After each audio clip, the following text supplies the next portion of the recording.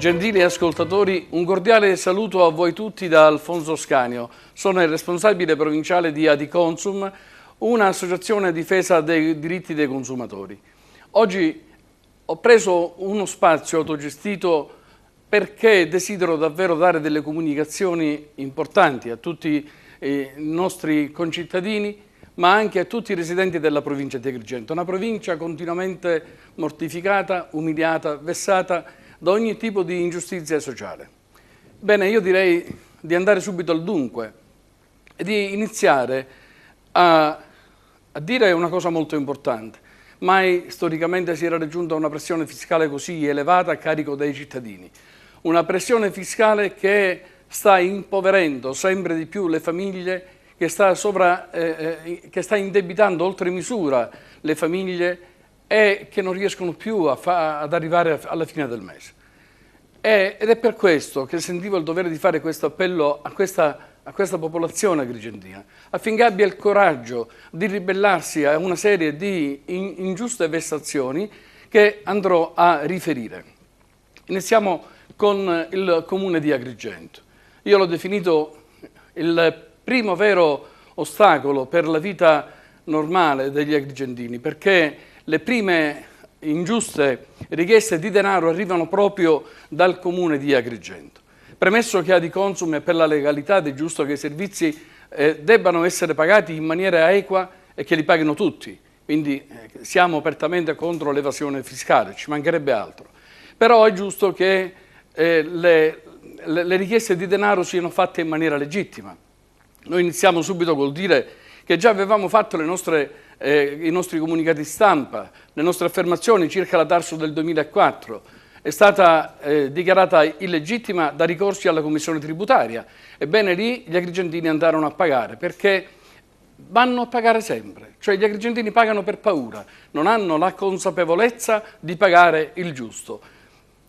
Maggior consumo idrico anno 2005, poi arrivò il maggior consumo idrico anno 2006 da parte del comune, perché rifacendosi alle letture di dirigenti acque e andando a ritroso avevano determinato dei consumi esorbitanti che non potevano assolutamente sussistere perché mancava il fondamento, cioè la lettura originaria, la lettura iniziale.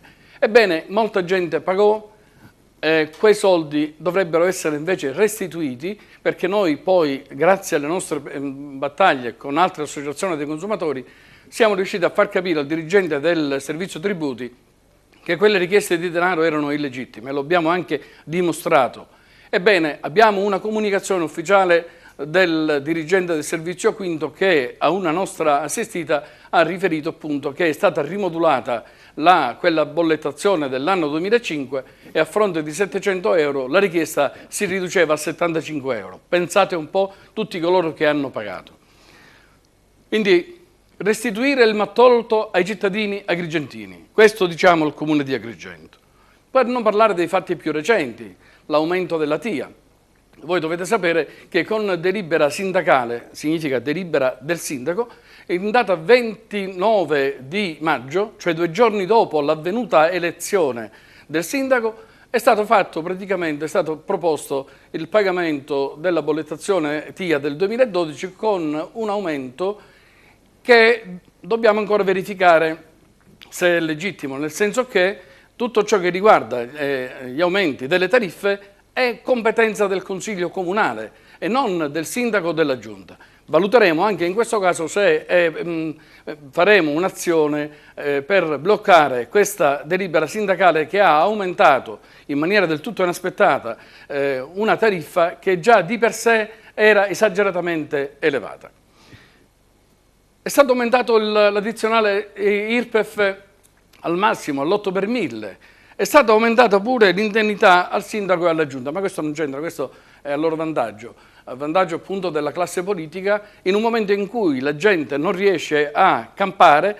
Ebbene, cosa trova di meglio da fare il nostro sindaco e la giunta? Si aumentano l'indennità, giustificandola in maniera alquanto puerile. Andiamo avanti perché ci sono altre informazioni. Queste riguardavano il comune. Adesso passiamo al lato GESA 2. Sapete tutti ormai la polemica che c'è stata per quanto riguarda la bollettazione 2012 che è appena pervenuta nelle nostre case. ed è praticamente riferita principalmente all'IVA del 10%. Ora, la lettera esordisce con un riferimento ad una circolare del Ministero delle Finanze del 2010, ma la sentenza della Cassazione, che ribadisce una precedente sentenza del 2008, in maniera inequivocabile stabilisce che l'IVA sulla TIA non va pagata. Non riusciamo a capire per quale motivo invece venga contabilizzata nelle bollette. Bollette che, diciamo anche come Adiconsum, sono per niente trasparenti, cioè non sono trasparenti. Perché? Perché non viene quantificato il conteggio in maniera analitica come si arriva a quell'importo di tariffa.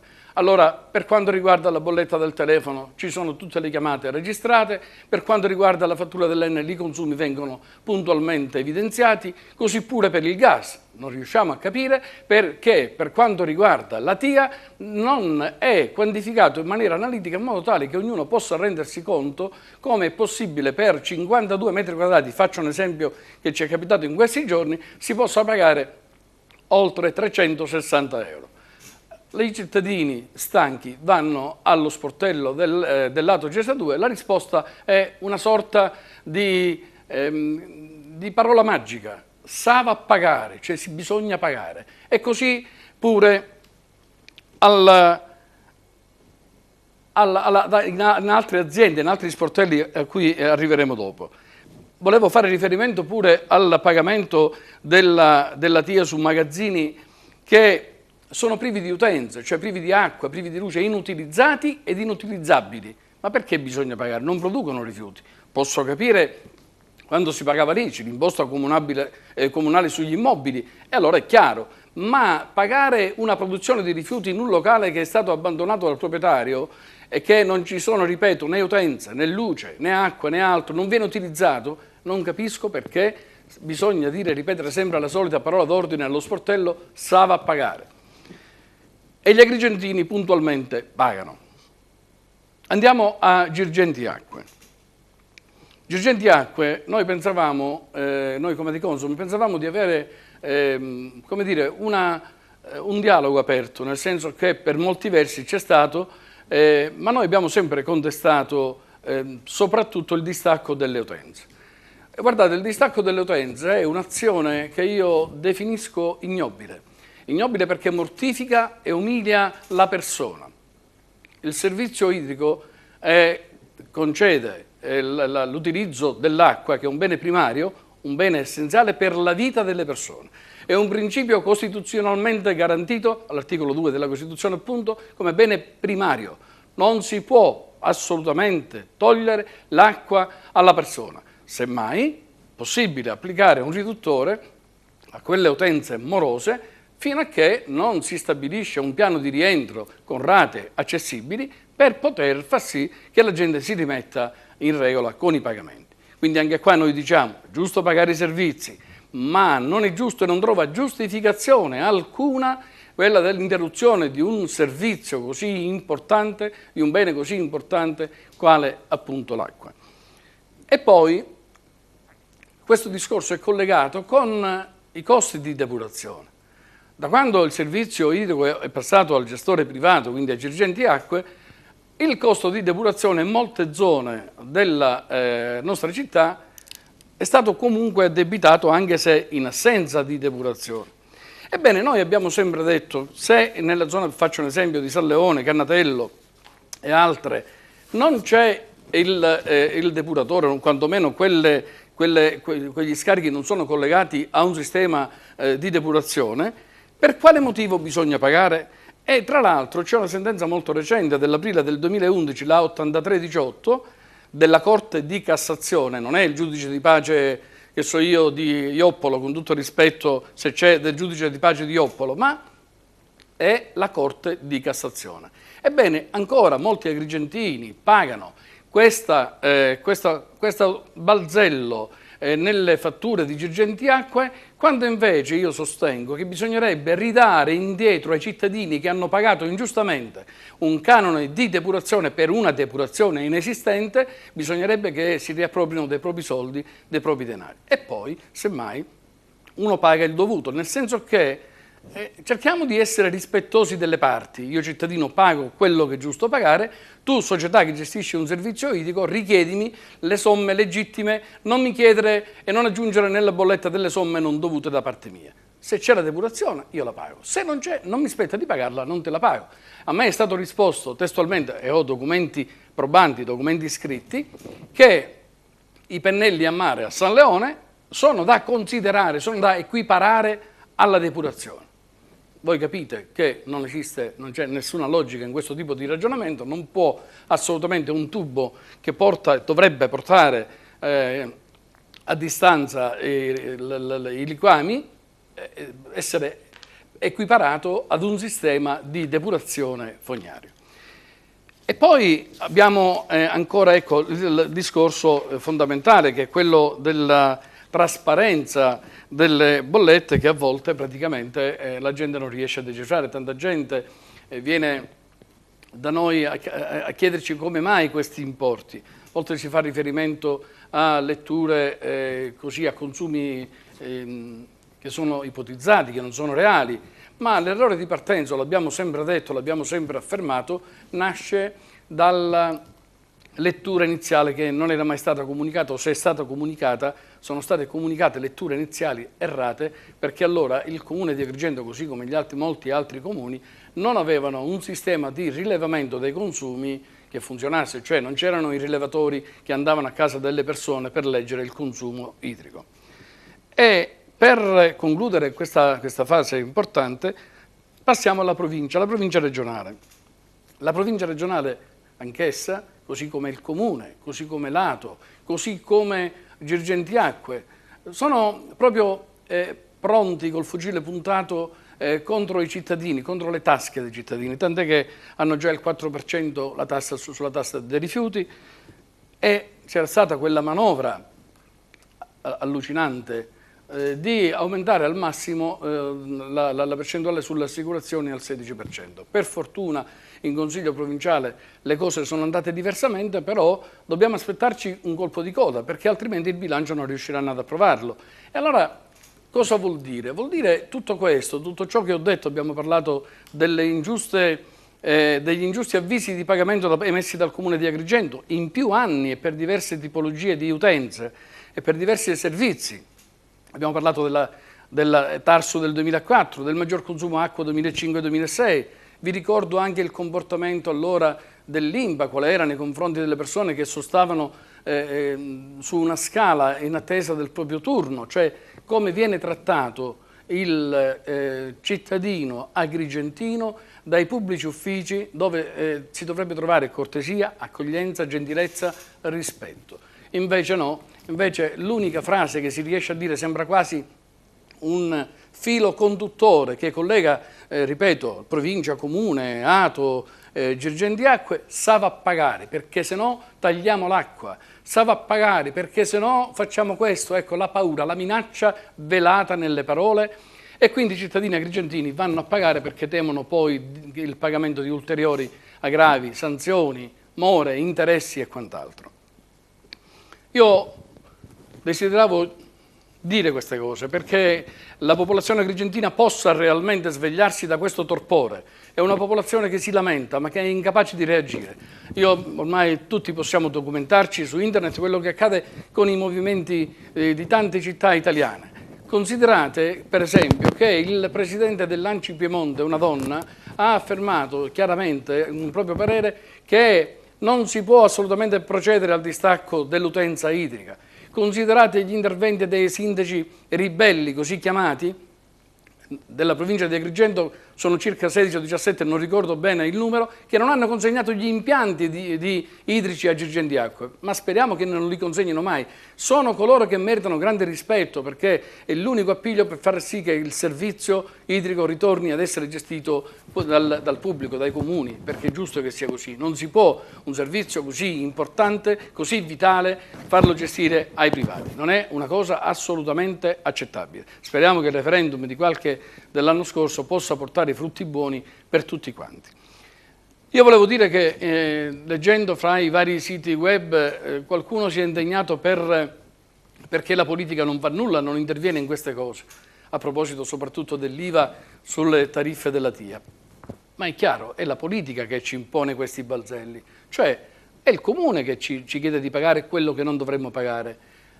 Gli ATO sono stati fatti dalla politica, sono stati inventati dalla politica. 27 macchine che mangiano soldi, cioè 27 consigli di amministrazione che gravano sulla tariffa che pagano i cittadini. Non è più consentito. Agli operatori ecologici danno il minimo indispensabile per sopravvivere, nemmeno pagano puntualmente. Dico di più, e nel corso di questi anni di gestione ATO, da quando è stata istituita l'ATO, ci sono stati ben oltre 150 assunzioni che chiaramente vanno a gravare sulle tariffe che pagano i cittadini. In conclusione, perché potrei stare qui a parlare sulle ingiustizie che subiscono i cittadini agrigentini, e quando dico cittadini agrigentini mi riferisco ai cittadini dell'intero territorio provinciale, ovviamente non escludo nessuno. E allora bisogna fare qualcosa, bisogna necessariamente guardarsi in faccia e avere il coraggio di fare qualcosa per migliorare questa situazione, per poter dire un giorno ai nostri figli che non dobbiamo vergognarci di aver fatto almeno un tentativo per dare loro una società diversa, una società migliore. Guardate, se a fronte di questi balzelli iniqui ci fossero almeno i servizi, ma non ci sono nemmeno quelli. Adesso si parla ad Agrigento di far pagare la tassa sul turismo, ma vi rendete conto? Questa è un'assurdità micidiale. Cioè al Duomo, io vedo ogni giorno turisti che vanno al Duomo di Agrigento, alla cattedrale di San Gerlando, arrivano là, non c'è un bagno nemmeno di quelli chimici. Cioè la gente soffre e arriva là, trova il Duomo chiuso, vabbè sappiamo che è chiuso perché ci sono lavori di ristrutturazione, speriamo, ma io sono convinto che ci saranno tempi lunghissimi. Arrivano là, non c'è un luogo pubblico dove potersi sedere un bar per pigliare una bottiglia d'acqua, non c'è un servizio pubblico, cioè il turista arriva al Duomo e non può andare in bagno per bisogni personali fisiologici. Come si fa? Ma come si parla di turismo? Si parla di mettere una tassa su che cosa? Su una città che ha le strade dissestate, che non si può assolutamente più. Ma io mi chiedo, i componenti della giunta di Agrigento, i consiglieri comunali, ma come vanno al comune? In elicottero? Cioè loro non camminano con la macchina sulle strade, non si rendono conto che non c'è segnaletica, non ci sono le strisce pedonali, la sera la città piomba nel buio più totale, sia per mancanza di illuminazione in talune zone, sia perché le strisce pedonali che potrebbero adornare la città, renderla anche più accogliente al turista, assolutamente buio pesto. E allora, prima di aumentare le tasse, date pure il minimo dei servizi ai cittadini. E poi la politica ha creato danni, continua a crearne giornalmente, voi vedete quello che sta accadendo. Tutti parlano di legalità, tutti parlano di trasparenza, ma la trasparenza e la legalità è quella che viene messa in atto dai cittadini, mentre loro possono permettersi di pigliare denaro pubblico e sperperarlo come meglio gli aggrada. Ebbene, io concludo questo momento, un momento che non ha alcuna velleità di non mi devo candidare, non faccio politica, a me sta a cuore la sorte di questa provincia dove vivo, dove abito, e desidero fare qualcosa per questa collettività che sempre viene costantemente mortificata. Io ho già prodotto alcuni esposti alla magistratura, alla procura, a cui va la mia personale stima incondizionata per tutto il lavoro che svolge quotidianamente. Mi sembrerebbe davvero eccessivo far perdere loro il tempo facendo un esposto contro il Comune, contro l'Ato Gesa 2, Girgenti Acque, contro la provincia, perché verifichino la esattezza, la congruità delle somme che richiedono i cittadini. Ma non è escluso che il sottoscritto possa presentare, così come in altre circostanze, un dossier molto circostanziato con atti probanti alla magistratura affinché possa accertare eventuali responsabilità. Io vi ringrazio per la vostra pazienza, vi saluto cordialmente e auguro a tutti un buon Ferragosto.